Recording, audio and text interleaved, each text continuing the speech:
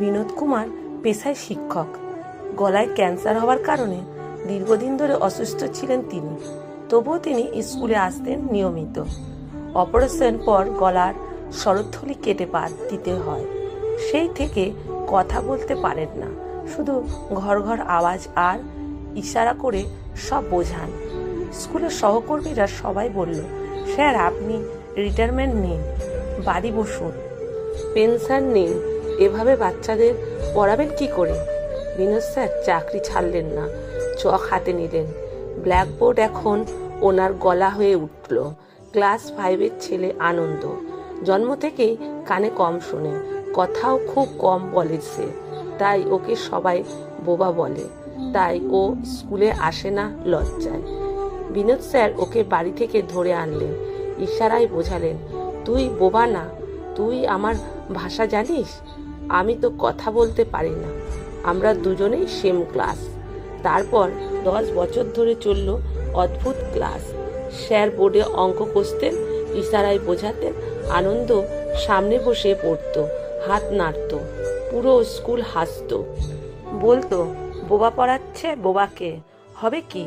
2015 সালে মাধ্যমিকের রেজাল্টের দিন আনন্দ 96% নাম্বার পেল, গণিতে 100-য় 100। সংবর্ধনা অনুষ্ঠানে সকলে জিজ্ঞেস করলো, তোমার এত বড় সাফল্যের রহস্য কি? আনন্দ বলল, আমার স্যার, গলায় আওয়াজ নেই, কিন্তু ওনার চকের আওয়াজ আমার কানের থেকেও জোরে। উনি আমাকে শিখিয়েছেন, যারা কথা বন্ধ হয়ে যায় তার কলম যেন কখনো বন্ধ হয় না। তারপর আনন্দ মঞ্চে বিনোদ স্যারকে ডাকল। স্যার গলায় মাইক ধরল, মাইক থেকে শুধু ঘর ঘর আওয়াজ বের হলো। আনন্দ সেই আওয়াজের সামনে মাথা নিচু করে বলল, স্যার আপনি 20 বছর কথা বলেননি, আজ আমি আপনার হয়ে বলছি। আমি পৃথিবীর সেরা বক্তা, কারণ আপনি নীরবতা দিয়েই একটা বোবা ছেলেকে কথা বলা শিখিয়েছেন। হলে 2000 লোক, একটা পিন পড়ারও আওয়াজ নেই। তারপর সবাই উঠে দাঁড়ালো, 7 মিনিট হাততালি দিল। বিনোদ স্যারের চোখের দিকে জল পড়ছিল, মুখ দিয়ে আওয়াজ বেরোচ্ছিল না, কিন্তু বোর্ডে উনি লিখলেন মাত্র 3টে শব্দ, আজ আমি গর্বিত। 2018 সালে স্যার মারা যান। আনন্দ এখন IIT খড়গপুরের প্রফেসর। ওর ল্যাবের নাম সাইলেন্স ভয়েস ল্যাব।